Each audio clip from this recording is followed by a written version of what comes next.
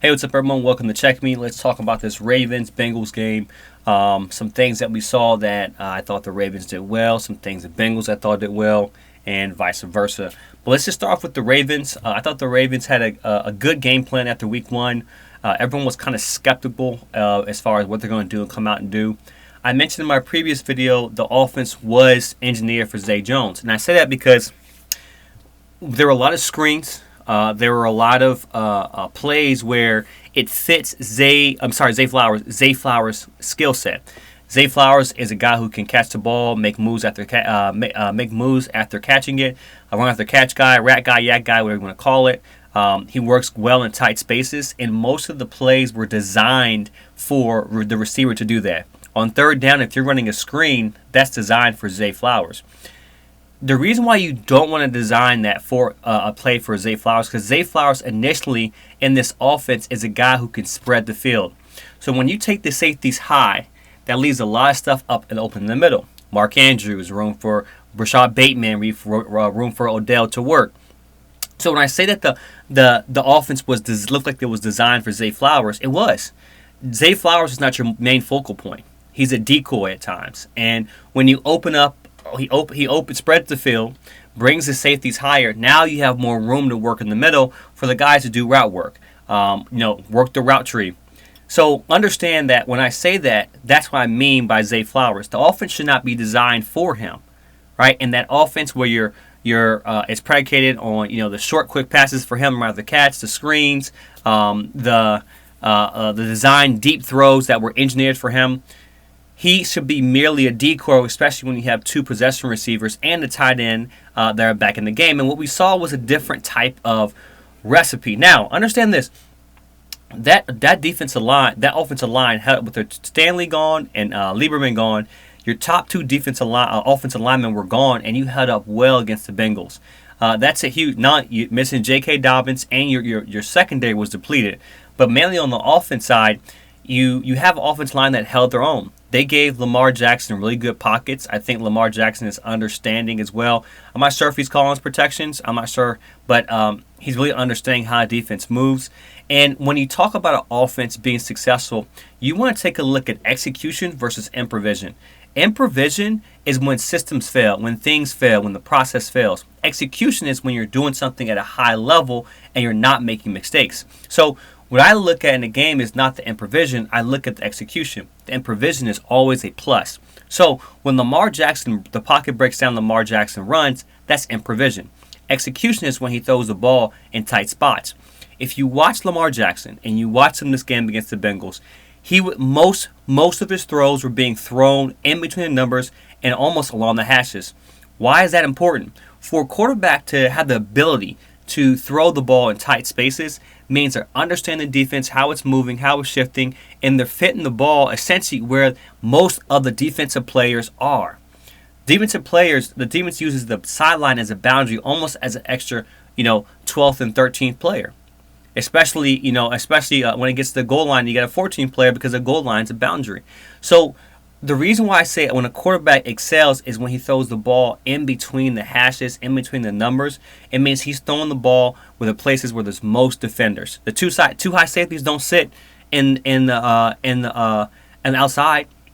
They sit in the middle of the field. The high safety, middle of the field, right? So Lamar Jackson, if you watch him, he was throwing the ball in tight spots. The guys are making plays. He was giving this guys opportunities after the catch to make a play. And I thought that he did it very, very well, just with hitting his spots. And this is something Lamar Jackson normally does.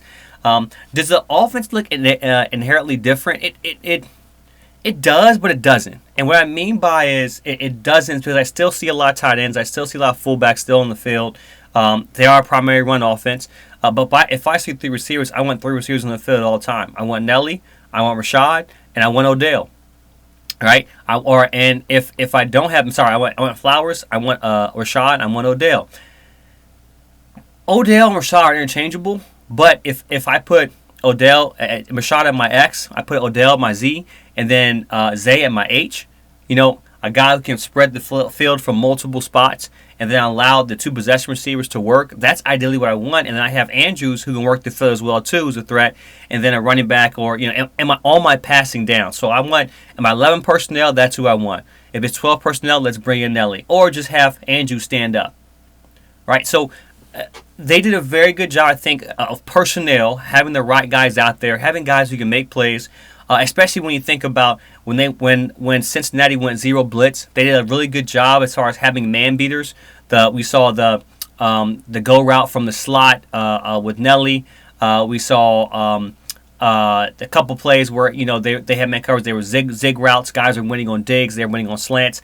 This is what you essentially want to see from the Ravens offense. And then defense, so I think that the Ravens offense still has a lot to improve, but it was a better week-over-week progression from week 1 going to week 2. Lamar Jackson was smart, very decisive on the ground as well too. The defense looked exceptional. I thought they did a really good job of confusing the coverage for Joe Burrow. Joe Burrow got a lot of looks. Even Zach Taylor said that the Ravens do a really good job of holding their coverage. I think less of holding their coverage. I think the coverage was a lot of moving parts. They're moving a lot. Backers were showing blitz. Some were blitzing one play. One wasn't blitzing one play. It's kind of hard to cue on those tendencies when you're a quarterback when there's a lot going on, especially with the safeties being a little bit more comfortable with Stone and Hamilton, being a little more comfortable in that spot. Yeah, I think this secondary didn't have Marlon Humphrey, nor do they have Marcus Williams. Your two top defense backs are gone, and you pretty much virtually shut down one of the best receivers in the game. Now, I will say this: Jamar Chase what you're seeing with T. Higgins and Jamar Chase is this. Jamar Chase has to open up his route tree. You can't just be a stop guy, a go guy, a slant guy. You have to open up your route tree. And what I mean by that is find open spots in the zone. Understand how a defense moves and shifts. Know when to sit, know when to keep going. Know your depth. Is my shallow route about 3-4 yards, or should I take it about 5 to 7? That all plays a part in being a route runner.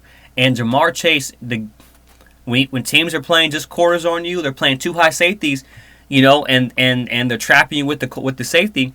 You have to be a little more creative with your route, and we haven't seen that from Jamar Chase. To be honest with you, I haven't seen it with Jamar Chase either. He has to be more than that.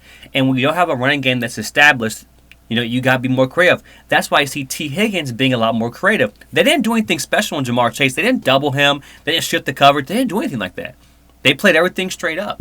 And this is without their best corner and their best safety.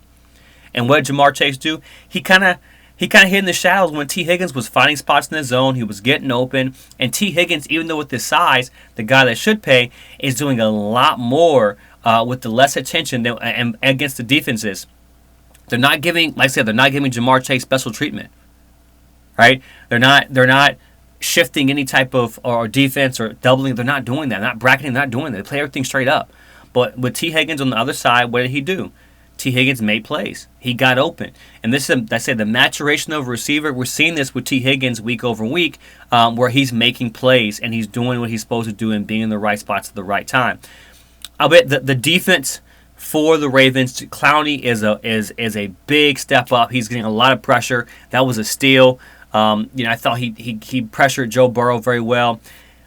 The best linebacker tandem in the NFL is Patrick McQueen and Roquan Smith. The best linebacker duo in the NFL is Roquan Smith and Patrick McQueen. These guys play sideline to sideline. They're menaces. They stuff the run. They scrape. They play off each other. This is what you want in two inside backers, and this is what you got. So I love to see these two guys play and run around. They did a really good job of stopping the run. I think Mixon had a problem with that. It reminds me of Levante David and Devin White with the Buccaneers when their defense was a stout. So I think the Bengals will continue to get better. Like I said, I think the Ravens are the best team. When Lamar Jackson's healthy, he's the best team in the best team in the AFC. And we'll see how things go. But yeah, that's pretty much my breakdown with the Ravens and the Bengals. If you have any comments, concern, please write below.